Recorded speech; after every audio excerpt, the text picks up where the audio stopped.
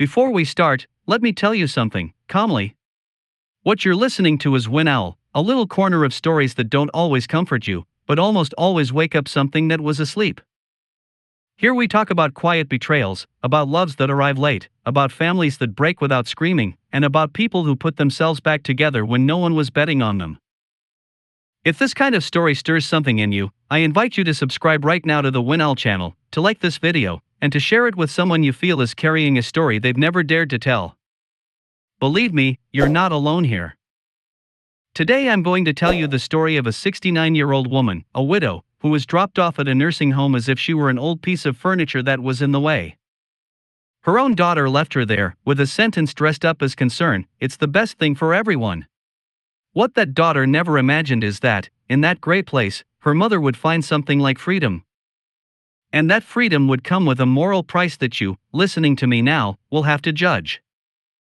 If you stay until the end, you might discover that throwing someone out of your life doesn't always mean freeing yourself from them. Sometimes it means that, for the first time, you give them space to be who they always were. I'll ask you again, before we dive in, subscribe to WinOwl, like this story if you already feel it speaking to you, and share it with someone who's dealing with parents, children, or grandparents they might not be seeing clearly. This story isn't pretty. It's human. And that hurts. My name is Logan. I'm 67 years old, and for a good part of my life I specialized in not feeling too much. Lawyer by profession, divorced, a sometimes absent father, one of those men who learned to file away pain in mental folders, like case files. What I'm about to tell you happened just a few years ago. And still, when I close my eyes, I see her, white hair pulled back into a clumsy little bun, skin with that map of spots left by sun and time, and the eyes with a tired sort of dignity, like an animal that no longer runs, but doesn't quite surrender either. Her name was Ruby. And even though the protagonist of this story is her, the voice speaking to you is mine. Because I was the one who watched her walk into her own rebirth, and I was also the one who fell in love with that late resurrection. Tell me something, before we go on. Do you think someone can really start a new life at 69? Don't rush to answer. First listen to how they threw her to the edge, and how she decided not to fall. Ruby told me about the day at the home with a coldness that unsettled me. We were sitting in one of those writing workshop classrooms, with fluorescent tube lights, worn cream-colored walls, and a smell somewhere between reheated coffee and old folders. Outside, a thin, steady rain was falling, as if the sky were tired but still doing its job. It was a Thursday, she told me. I don't know why I remember it so clearly. I didn't really go out much anymore, my knees hurt, but that Thursday I put on a blue dress. I'd worn it to my grandson's baptism.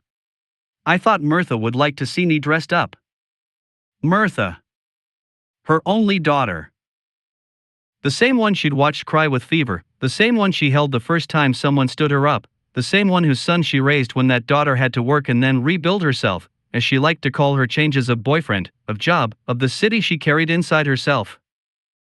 She told me we were going to see a place so you'd have more company, Ma, Ruby said, staring at a fixed point over my shoulder. She kept repeating that phrase. So you'll have more company. I watched her drive and I wondered at what point she'd slipped away from me. They got to the home mid-morning. The air smelled of cheap disinfectant and packet soup. The walls were lined with generic landscape paintings, perfect mountains, meadows that didn't exist anywhere. There were wheelchairs parked like supermarket carts. The receptionist smiled too much, Ruby remembered. That exaggerated smile people put on when they don't want to think too much about you. She spoke slowly, like I was deaf. I was listening, but really I was counting how many times Martha checked her watch. Have you ever walked someone into a place you know they're never going to leave the same? Have you noticed how often the person who doesn't want to be there checks the time? Martha talked to her about the benefits, about safety, about 24/7 care. Round, polished words. Not one of those words said the simple truth. Ma, you're in my way. She signed papers like they were supermarket receipts, Ruby said. You're a lawyer, you must know what it's like to sign things without reading them, right? She smiled as she said it. That was the first time she jabbed at me with irony, and the first time I felt she wasn't speaking only as a victim. There was a cold intelligence in her voice, a very clear edge. She knew exactly what was happening, only no one could have imagined what would come next. Mirtha left her there that same afternoon. She gave her a quick kiss on the cheek, a weak hug, and a sentence that's hard for me to say out loud every time I remember it. "Don't make me feel guilty, Ma. It's the best for everyone." Can you picture that? Can you picture taking your mother, the woman who gave birth to you, to a place like that, and asking her, please, not to make you feel guilty? I'm asking you seriously, could you have done it? Ruby didn't cry. She assured me of that many times. I didn't cry, Logan. I gave her that one as a gift. That same night, in a bed that smelled of industrial soap and plastic, with a sheet that was far too rough, she heard a nurse say to another, out in the hallway, "The one in room 12 is all settled. The daughter says she can't take care of her, that the lady gets depressed and it affects the grandson." The lady.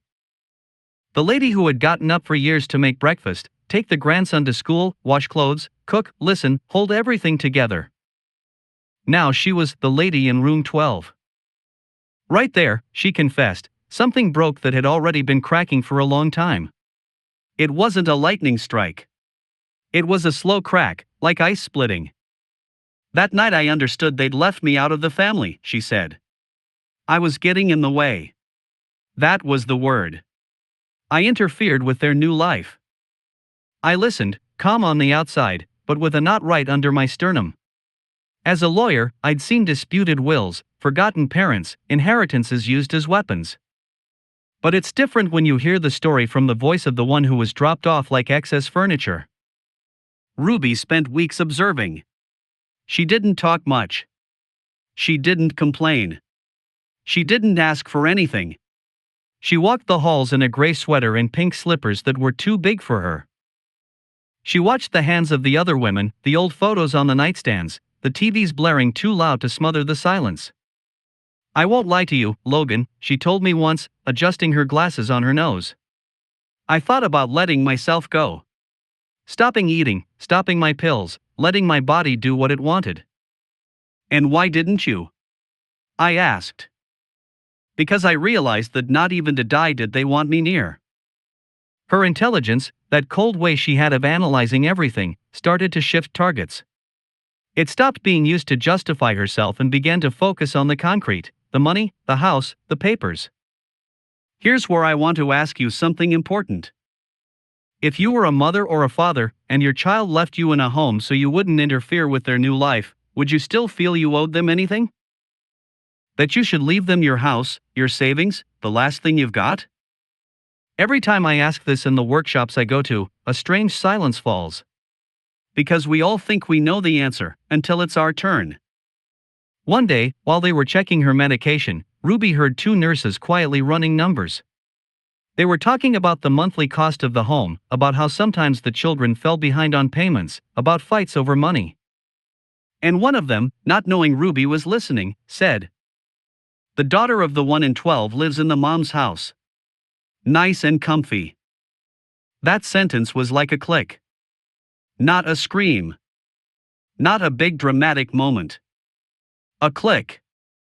That same afternoon, Ruby asked to use the phone to call an old acquaintance, the accountant who had handled her husband's affairs for years. A man who had grown old alongside them and still remembered her voice. I spoke to him like it was nothing, she told me. I asked about my papers, about the house, the deed. I wanted to know if everything was still in my name. And when he said yes, that Mirtha hadn't done anything yet, I felt something like a door being left ajar. The next day, she called me. I'd been recommended by that same accountant to help a couple of families with some paperwork. I wasn't expecting that call to be any different. "I'm Ruby, Oscar's widow," she said. "I'm in a nursing home. I want to sell my house." I'll be honest with you, my first reaction was purely practical. An elderly woman, in a home, wanting to sell her house, it sounded like family trouble, guaranteed lawsuit. "Is your daughter in agreement?" I asked, almost automatically. On the other end, she went quiet for a long moment. It wasn't hesitation. It was closer to a smile being held back. No. And I want her to stay that way, for now. That's when I felt the first shiver. Not of legal fear. Of admiration. What would you have done in my place? Would you have hung up, told her you don't get involved in that kind of mess? Or would you have wanted to hear a little more, the way I did? I agreed to go see her at the home. I remember the smell as soon as I walked in, a mix of freshly mopped floor and something metallic, like when you bite the inside of your cheek. I walked down a long hallway with numbered doors. Room 12 was at the end, on the right. She was waiting for me, sitting in a chair by the window, a dark shawl over her shoulders. The afternoon light traced her wrinkles with a delicacy that was almost cruel. She looked me up and down, unembarrassed, assessing me. I thought you'd be younger, she said, without greeting. And I thought you'd be more fragile, I replied. I don't know if that's where it truly began, but that first moment when our eyes held a bit longer than necessary, I knew this wasn't going to be just another case. We talked for an hour. She didn't cry, didn't beg, didn't dramatize. She laid out the facts with surgical coldness. Her daughter Mirtha was living with her boyfriend in the house that had belonged to Ruby and her husband. She was in the home so she wouldn't interfere with the new family. The house was in Ruby's name. And Ruby no longer wanted to leave anything to someone who had treated her like obsolete furniture. I want to sell it, she said. I want to use that money for something that's mine. One last thing. When I asked what she planned to do with the money, she shrugged. I don't know yet. But I don't want to die knowing that even my house was used to live a life where I don't exist. That night, when I got back to my apartment, I opened a bottle of wine I'd been saving for a special occasion. I poured myself a glass and sat by the window, watching the city lights flicker in the distance. I thought about my son, the one I barely saw. I thought about my ex-wife. I thought about my own mother, whom I'd buried years earlier with fewer visits than she deserved. And I asked myself, at what point do we children start believing that our parents owe us even their last breath, their last brick, their last cent? I could have turned her down. I could have taken the safe route, tell her no, that it was guaranteed trouble, that she'd better talk it over with her daughter. But I didn't. I laid out a strategy. Legal, clean, airtight. She could sell the house by granting me power of attorney, without ever leaving the home. She could sign before a notary, with medical certificates attesting to her lucidity. The money would go into an account in her name. And then we'd see. I trust you, she told me, looking me straight in the eyes with an intensity that made me uncomfortable. Not because you're a lawyer. Because you're old. Old people know when someone's speaking to them for real. Right there, in that comment, an unexpected complicity opened up between us. From then on, every meeting with her was a small act of conspiracy. I'd arrive with folders, and she'd receive me with the watery coffee from the home that, somehow, in her hands tasted a little less sad. She'd explain between the lines how Mirtha's visiting schedule worked, what days she might show up, what days she never did. We coordinated signatures, calls, silences. And in between paper and paper, something else slipped in. One afternoon, while we were going over a draft of the deed, I noticed her hands were trembling a little. I offered to hold the folder for her, and when my fingers brushed hers, there was a tiny jolt, almost imperceptible, but real. Her skin was cold, but her pulse beat steady beneath the thin layer. I'm not nervous about the paperwork, she murmured, slowly pulling her hand away, without abruptness. I'm nervous because I feel like I'm betraying what a mother is supposed to do. Her eyes glazed over for a second, but the tears never fell.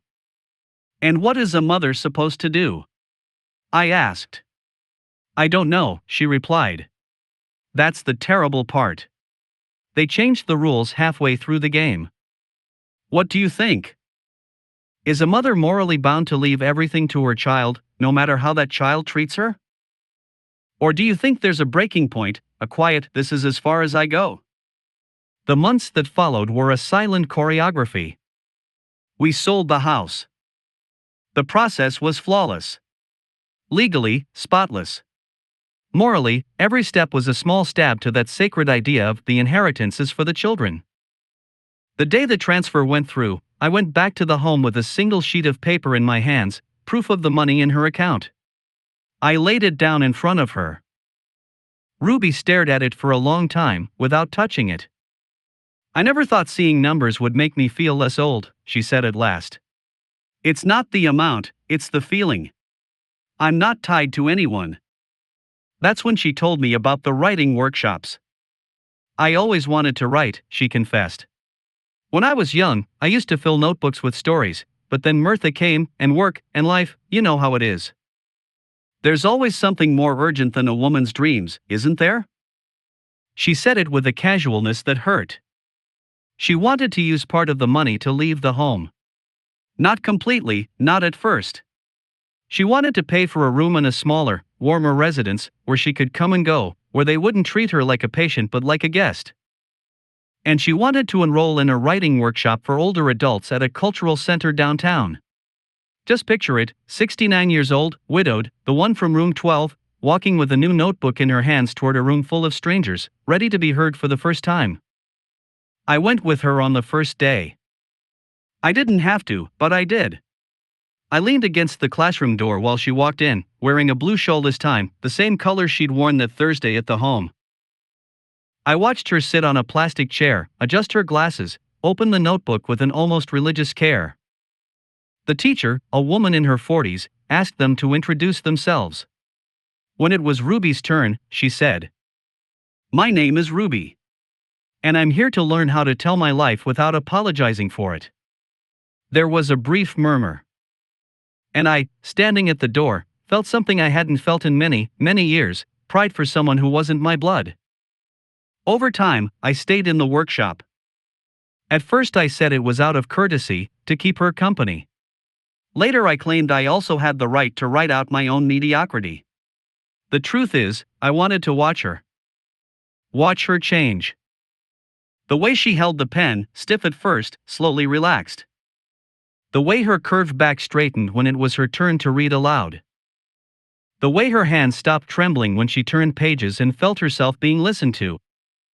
Between readings, our bodies grew used to being close.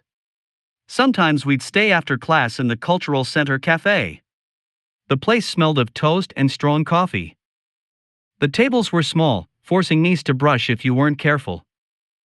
I, who thought I was already safe from certain things, caught myself paying attention to ridiculous details, the way she adjusted her shawl, leaving a patch of neck uncovered, the soft curve of her collarbones, the way her breathing deepened a little when she laughed, the pink flush that rose in her cheeks when someone praised one of her texts. One night, the cafe was almost empty. We'd just finished an intense session in which she'd had to read a piece about the day they left her at the home. She'd crafted it with razor precision. Not a single word too many. "They hate you a little," I told her, half joking, referring to the rest of the group. "Everyone wishes they could write with that kind of clarity." "They don't hate me," she answered, staring into her empty cup. "They envy my freedom." I asked her what freedom she meant. "This one," she said, lifting her gaze to me. "Being here with you, late, talking about my life as if it were a novel. Knowing that every minute I spend here is a minute I'm not dedicating to feeling guilty about Martha." A dense silence settled between us. The yellow lights pushed the corners of the room into shadow.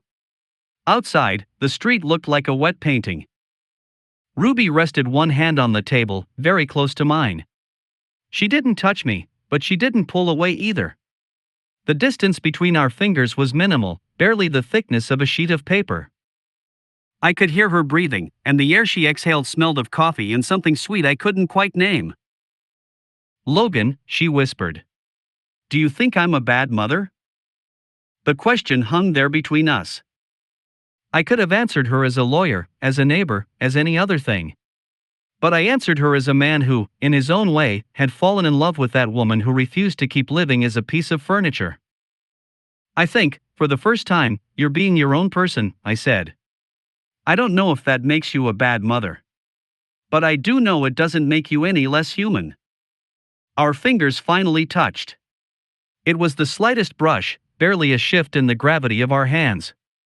But we both felt it. She didn't pull away.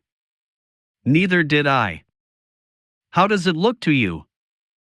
Do you think there's an age past which a new love shouldn't be allowed to be born? Does the idea of two older people discovering something like desire make you uncomfortable? There were no stolen kisses, no movie scenes. We didn't need them. Desire, at that age, sneaks in a different way, in complicity, in silences, in hands that linger a second longer than necessary when helping each other up from a chair, in the shawl one of them arranges over the other's shoulders when the air turns cool, in the way two gazes hold while the rest of the world blurs. One afternoon, after class, it started to rain hard. The sound of water hammering on the cultural center's roof almost cut us off from the rest of the city.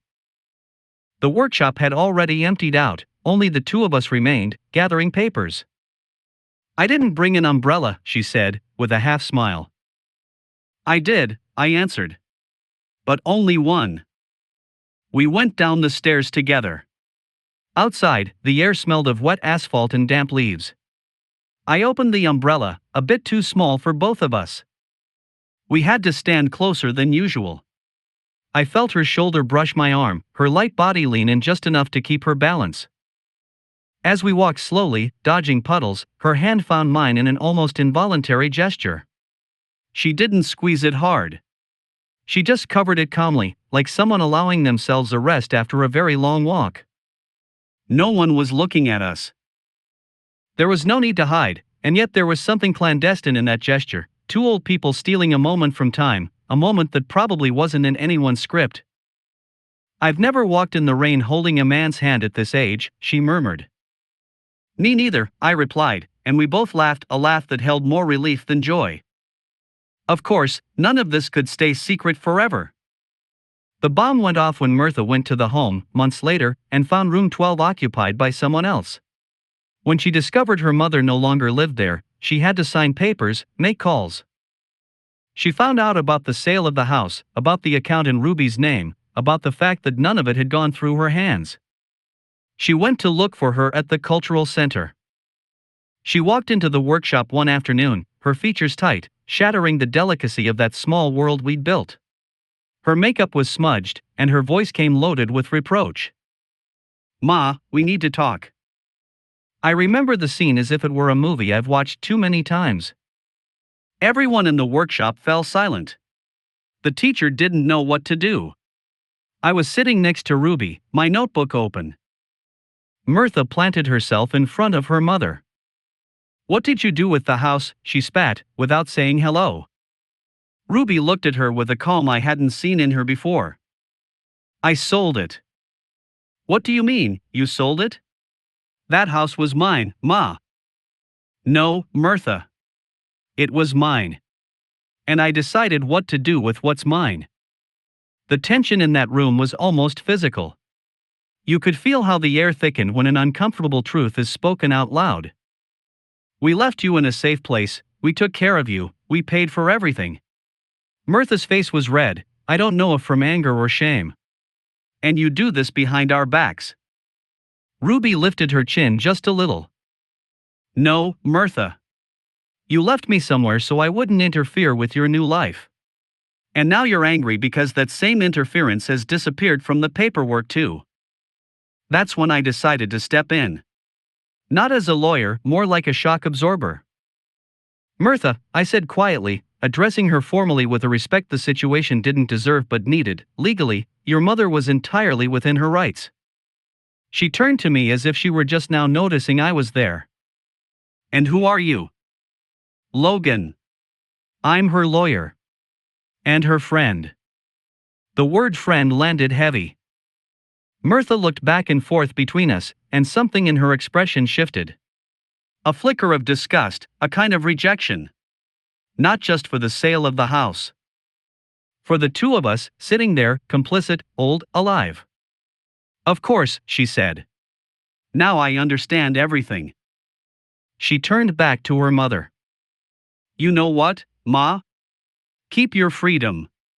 We'll manage. And she left. No hug. No kiss. Not even a goodbye. The classroom door closed behind her with a sharp crack. What would you have done in Ruby's place? Would you have explained more, apologized, given back the house, the money? Or would you have done exactly what she did? Ruby stayed seated, motionless, for a few seconds. Everyone in the group watched her, waiting for some kind of reaction. Well, she said at last, straightening her notebook. Looks like today I've got material to write about. The class laughed, uneasy. I looked at her, searching her face for a crack. I found it in her eyes. Not in tears, but in a kind of shadow that wouldn't quite leave. After that day, our relationship shifted tone. Not because we suddenly became lovers in the usual sense. There were no moves, no promises, no dramatic scenes. But something solidified. We began to share an intimacy that no longer needed excuses. I'd go to her new residence some nights. It was a small place, smelling of real soup, not the powdered kind. She had a room of her own, with a little table piled with notebooks, underlined books, cups stained with coffee. We'd sit on the bed, side by side, reading each other what we'd written. Sometimes our legs would touch, and she wouldn't move away. In those moments, the silence between one sentence and the next was more erotic than any explicit caress. The nearness of her body, the warmth she still gave off despite her years, the sound of her steady breathing, all of it built a soft but constant tension. Once, when I'd finished reading a pretty mediocre piece of mine, she leaned toward me to take the notebook. Her chest brushed my arm, just barely. But enough for my skin to shiver in a way I was a little ashamed to acknowledge. You still write like a lawyer, she joked, either not noticing or pretending not to notice my reaction. Lots of structure, not much flesh. I'm working on it, I replied, with a tired smile. The truth is, that woman they'd tried to push aside so she wouldn't interfere had become the most beautiful interference in my carefully ordered routine. With the money from the house, she paid for her classes, her residence, little day trips to nearby towns where she'd sit and watch people and take notes. She never became rich. That wasn't the point. The point was being able to decide what to do with her hours without asking anyone's permission. Contact with Mirtha shrank to sporadic messages, almost bureaucratic. Her grandson, Angel, looked for her a couple of times. A confused teenager, trying to understand why his grandmother was no longer in the classic script of Grandma's house on Sundays. Ruby never spoke ill of his mother in front of him. She did what she knew how to do with what she had, she'd tell me later, when we were alone. I'm not going to spend my last years explaining to a 20-year-old why his mother decided to store me in a sentimental storage unit. Over time, her writing sharpened in an astonishing way. She began publishing short pieces in local magazines, won a short story contest for older adults. They started inviting her to read at events. No one mentioned her age when they heard her. They only talked about the force of her words. I'd watch her there, standing in front of a microphone, her wrinkled hands holding a few sheets of paper, her clear voice filling the room. And I'd think about room 12. About the smell of disinfectant. About the phrase, "so you won't interfere." And I'd catch myself thinking that if Mirtha could see her now, maybe she'd understand. Or maybe she wouldn't. Some people prefer never to understand, just to avoid facing the weight of their own guilt. Today, as I speak to you, Ruby is gone. She left on a quiet dawn, in her bed, with a closed notebook on the nightstand and an uncapped pencil beside it. There was no long agony, no big drama. The body did what, sooner or later, it does. Weeks before she died, she asked me for something. I want you to tell this story, she said. Not to get back at Mirtha. I'm past that. I want someone out there, someone who feels like a burden in their own home, to know they can still move at least one piece on the board. Just one. That's why I'm talking to you now, with this restrained voice, more analytical than tearful. I don't need to convince you of anything. Just lay out the facts for you, like a long statement, spoken softly, almost in the middle of the night. A 69-year-old woman was left in a home so she wouldn't interfere with her daughter's new life. That same woman decided to sell her house without telling anyone, to use that money to leave the home and fund her own freedom. She signed up for writing workshops, found her voice late, allowed herself a quiet, loving complicity with a man her own age, and died without owing explanations to anyone but her own conscience. Was what she did right? Was it wrong?